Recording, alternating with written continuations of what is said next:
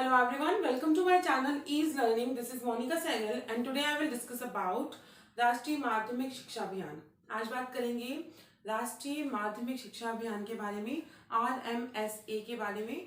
देखिए, जो आपका पेपर 1 हायर एजुकेशन का पार्ट है और पेपर 2 एजुकेशन के लिए हमारा यूनिट 2 का पार्ट है और इसको हम यूनिट 10 इंक्लूसिव एजुकेशन में भी इंक्लूड कर सकते हैं। दोनों के लिए इम्पॉर्टेंट है और पेपर 1 के लिए भी इम्पॉर्टेंट है। तो लास्ट क्लास में मैंने इससे कनेक्टेड अगर मैं क्लास की बात करूं तो सर्व शिक्षा अभियान डिस्कस किया था।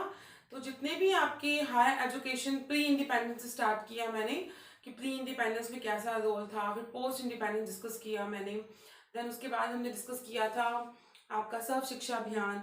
सर्व शिक्षा अभियान के बाद अब हम डिस्कस किया था आपका Ramamurthy education commission.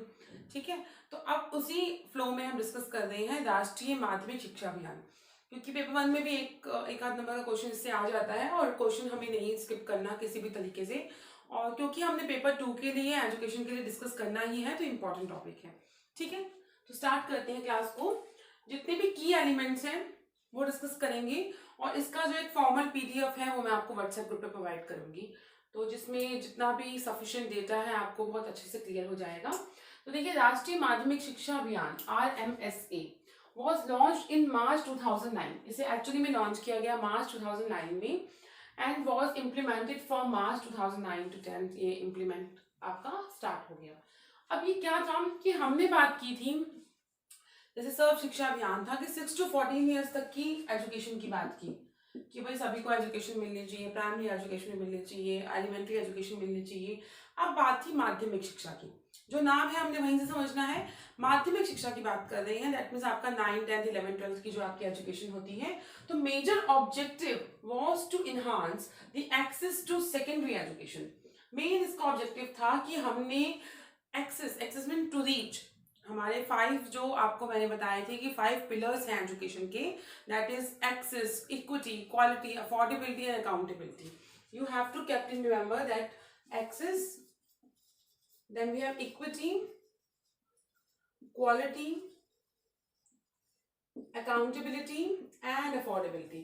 These are the 5 pillars of education। हम इन 5 चीजों को ध्यान में रखकर अपने एजुकेशन को मोटिव को पूरा कर रहे हैं और गवर्नमेंट इन्हीं 5 पिलर्स को कंसिडर करते हुए अपने एजुकेशन की सभी के लिए एजुकेशन प्रोवाइड करनी है कि मोटो को कंप्लीट किया।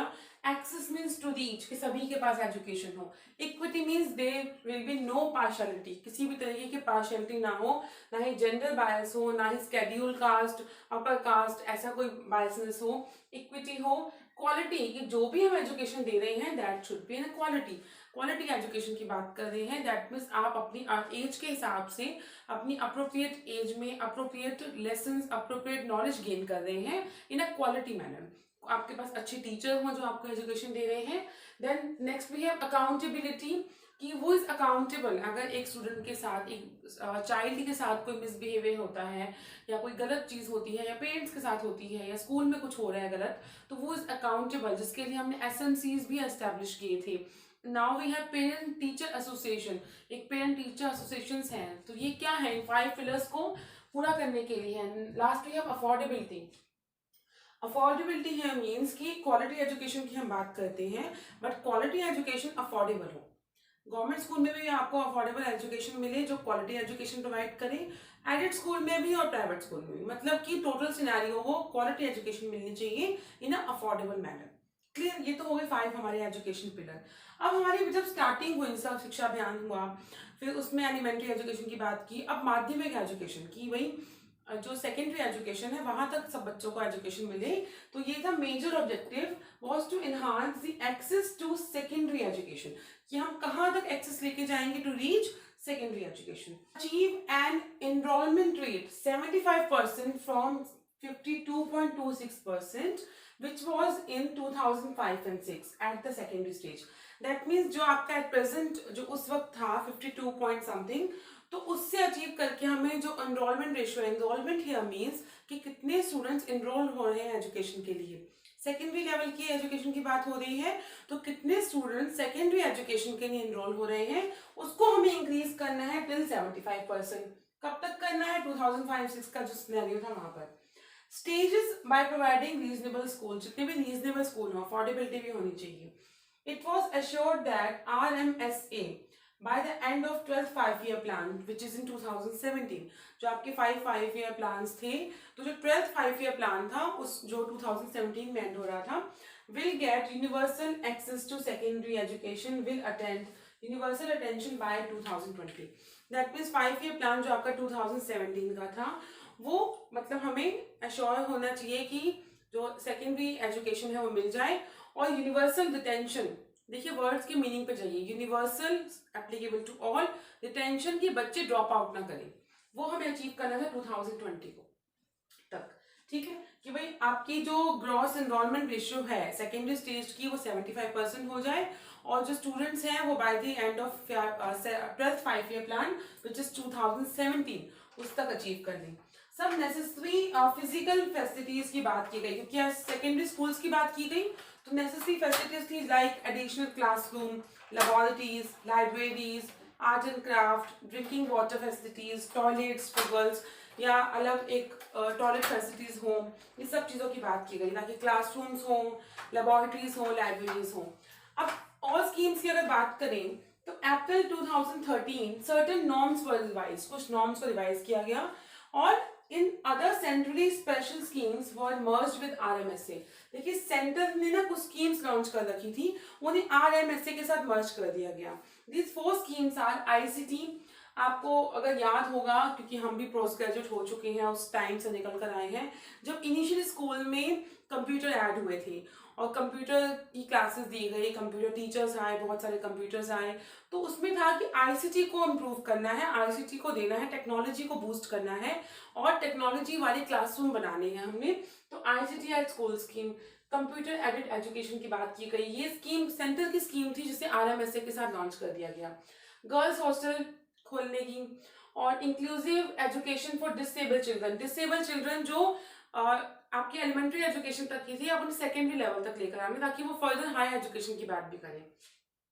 Eight secondary stage schemes for vocational education की बात की गई. तो these 4 schemes are ICT, girls hostel, vocational education and inclusive education for disable children. Fine. अब फंडिंग पैटर्न की अगर बात करें तो फंडिंग पैटर्न 75 से 25 का रेशियो था. 75 for central government and 25% for state. Clear. For north east, जो आपके नॉर्थ ईस्ट आपका साइड था इंक्लूडिंग सिक्किम, वहां पे 90% for centre and 10% for state. Then decentralisation of authority in preference. तो ये जो RMSA था ये डिसेंट्रलाइजेशन पे बेस्ड था. डिसेंट्रलाइजेशन मतलब एक होता है हमारे पास सेंट्रलाइजेशन, सब कुछ एक जगह इकट्ठा कर देना, एक होता है डिसेंट्रलाइजेशन की काम को बांट देना, क्योंकि हमें एक्चुअली में काम करना था, इम्प्लीमेंट करना था, तो अब डिसेंट्रलाइज कर दिया, स्कीम बता दी, उसे डिसेंट्रलाइज कर दिया. क्लियर. तो ये डिसेंट्रलाइजेशन ऑफ अथॉरिटी थी. चैलेंजेस थे, बहुत सारे चैलेंजेस थे. कोई भी स्कीम आप लॉन्च करते हैं और एक्चुअली में चाहते हैं कि वो इम्प्लीमेंट हो जाए, तो उसके लिए बहुत सारे मेहनत होती है. और एट प्रेजेंट और जो रूट लेवल पे, जो ग्राउंड लेवल पे आप काम देखेंगे तो विच इज़ वेरी टफ. तो उसमें चैलेंजेस बहुत थे. Lack of economic resources tough थे. पुराने की अगर गवर्नमेंट स्कूल्स को हम याद करें तो इंफ्रास्ट्रक्चर बहुत पुअर था, और टीचर्स थे तो वो आना पसंद नहीं कर रहे थे, आ रहे थे तो टीच करना पसंद नहीं कर रहे थे. क्वालिटी एजुकेशन का कोई दूर दूर तक रोल नहीं था. और अभी के स्कूल्स आप देखेंगे तो इम्प्रूव हो चुके हैं बहुत. तो उसी चीज़ के लिए काम किया गया कि lack of economic resources, disparities को रिमूव करने की बात की गई और अवेयरनेस लेकर आए कि अवेयरनेस आपको देनी है. तो ये चैलेंजेस फेस किए RMSA ने. अचीवमेंट्स की बात करें तो इसके अचीवमेंट्स का एक प्रॉपर PDF जो मैंने प्रिपेयर किया है, तो वो आपको व्हाट्सएप ग्रुप पे मिल जाएगा. कुछ अचीवमेंट्स को नोट डाउन कर दी हूँ, अदरवाइज बहुत सारे हैं. कि जो कोटा डिसाइड किया गया था कि 11,577 स्कूल्स ओपन होंगे और एट प्रेजेंट, और ये 2015 से 16 तक का अवेलेबल है आपका. तो 10,000 अप्रोक्सीमेट स्कूल्स ओपन हुए. क्लासरूम 52,700 क्लासरूम थे, तो 20,000 तक ओपन हुए. मतलब क्या डिसाइड किया गया था और कितना सिनेरियो में आपने अचीव किया, तो ये बात थी. बाकी इसका जो प्रॉपर डेटा है वो अवेलेबल है PDF में, जिससे आपको अचीवमेंट्स का आइडिया लग जाएगा कि कितने स्कूल्स, कितने क्लासरूम, कितने टॉयलेट्स, क्या चीजें की गई.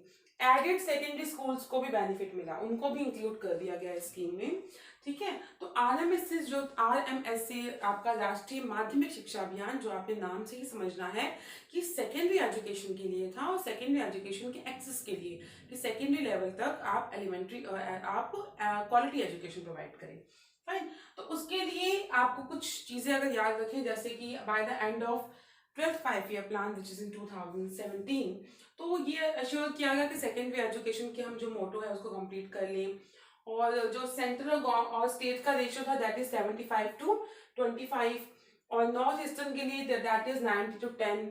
डिसेंट्रलाइजेशन पे काम किया इसने, कुछ 4 स्कीम्स को लॉन्च किया, साथ में जो सेंटर की स्कीम थी ICT, computer aided education, girls hostel, inclusive education for disable children and scheme for vocational education, इनको मर्ज कर दिया गया था और काफी अचीवमेंट भी ली आरएमएस ने। उसके डेटा को मैं पीडीएफ जो है आपको मिल जाएगा व्हाट्सएप ग्रुप पे। तो आई होप आपको ये सेशन क्लियर हो गया होगा। रिसर्च की क्लासेस भी साथ साथ चल रही हैं और साथ साथ पेपर 1 के टॉपिक भी मैं डिस्कस कर रही हूँ। तो आई होप आपको लेक्चर्स अच्छे लग रहे हैं और आपकी प्रिपरेशन साथ साथ अच्छी हो रही है। अगर आपको वीडियोस अच्छी लग रही है तो please do like, share and comment. Thank you.